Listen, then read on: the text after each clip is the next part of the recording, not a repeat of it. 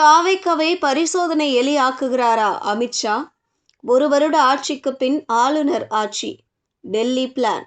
தமிழக சட்டமன்ற தேர்தல் முடிவுகள் ஒரு வரலாற்று மாற்றத்தை நோக்கி நகர்ந்து கொண்டிருக்கும் வேளையில், திரைக்கு பின்னால் டெல்லி மேலிடம் தீட்டும் மாஸ்டர் பிளான் குறித்து திடுக்கிடும் தகவல்கள் வெளியாக தொடங்கியுள்ளன.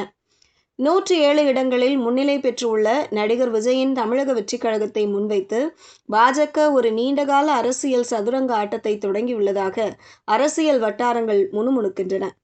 டெல்லி வட்டாரங்களில் இருந்து கசியும் தகவல்களின்படி, மத்திய உள்துறை அமைச்சர் அமித்ஷா தமிழகத்தில் ஒரு விசித்திரமான அரசியல் பரிசோதனையை மேற்கொள்ள விரும்புகிறார். தற்போதைய நிலவரப்படி எந்த கட்சிக்கும் தனிப்பெரும்பான்மை கிடைக்காத பட்சத்தில் விஜயை ஒரு மைனாரிட்டி அரசை அமைக்க அனுமதிப்பதே பாஜகவின் முதல்கட்ட திட்டமாக தெரிகிறது.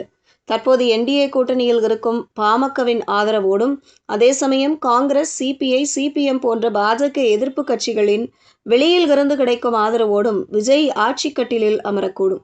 இது தாவேக்காவிற்கு ஒரு வெற்றியாக தெரிந்தாலும், இதன் பின்னால் பாஜகவின் ஆபத்தான கணக்கு ஒன்று ஒளிந்திருப்பதாக கூறப்படுகிறது. பாஜகவின் இந்த நகர்வுக்கு பின்னால் 2 முக்கிய காரணங்கள் இருப்பதாக அரசியல் நோக்கர்கள் சுட்டிக்காட்டுகின்றனர். திமுக, அதிமுக வாக்கு வங்கியை சிதைத்தல். விஜய் ஆட்சிக்கு வரும்போது பல தசாப்தங்களாக தமிழகத்தை ஆண்ட திராவிட கட்சிகளின் வாக்கு வங்கி பெரிய அளவில் சரியும். இந்த இடைவெளியை பயன்படுத்தி பாஜக தனது கால் தடத்தை பலப்படுத்திக் கொள்ள நேரம் கிடைக்கும். ஆளுநர் ஆட்சி மற்றும் பாஜகவின் எழுச்சி. மிக முக்கியமான தகவல் என்னவென்றால், இந்த ஆட்சி நீண்ட காலம் நீடிக்காது என்பதுதான்.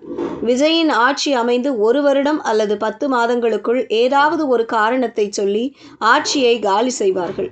அதாவது பாமக தனது ஆதரவை வாபஸ் வாங்கும். இதன் மூலம் ஆளுநர் ஆட்சியை அமல்படுத்த பாஜக திட்டமிடுவதாக கூறப்படுகிறது. ஆளுநர் ஆட்சியின் மூலம் நேரடியாக தமிழகத்தை நிர்வகித்து, அதன் மூலம் 2029 மக்களவைத் தேர்தலுக்கு தயாராவதே அமித்ஷாவின் திட்டம் என்கிறார்கள் விவரம் அறிந்தவர்கள். விஜய்க்கு ஆதரவளிக்க தயாராக இருக்கும் காங்கிரஸ் மற்றும் இடதுசாரி கட்சிகள் பாஜகவின் இந்த திட்டத்தை முறியடிக்குமா என்பது மிகப்பெரிய கேள்விக்குறி. ஒருபுறம் திமுகவை தடுத்து நிறுத்த வேண்டும் என்ற எண்ணம் இருந்தாலும், மறுபுறம் விஜயை பயன்படுத்தி பாஜக உள்ளே நுழைவதை இந்த கட்சிகள் அனுமதிக்குமா? மேலும் பாமக போன்ற கட்சிகள் தற்போது பாஜக கூட்டணியில் இருந்தாலும், ஆட்சி அதிகாரத்தில் பங்கு கிடைக்கும் போது அவர்கள் எந்த பக்கம் சாய்வார்கள் என்பதையும் கணிக்க முடியாது. விஜய் இந்த சதியை உணர்ந்திருக்கிறாரா என்பது தெரியவில்லை. ஆனால் 107 இடங்களில் முன்னிலை வகிக்கும் தாவேக்காவிற்கு இது ஒரு மிகப்பெரிய வாய்ப்பாக தெரிந்தாலும், அது ஒரு பொறியாகவும் மாற வாய்ப்புள்ளது. தமிழகத்தில் பாஜக நேரடி அரசியலில் இன்னும் பெரிதாக வெற்றி பெறாத நிலையில், விஜயை ஒரு பரிசோதனை எலியாக பயன்படுத்தி தமிழக அரசியலின் அடித்தளத்தையே மாற்ற பாஜக துடிக்கிறது என அரசியல் விமர்சகர்கள் எச்சரிக்கின்றனர்.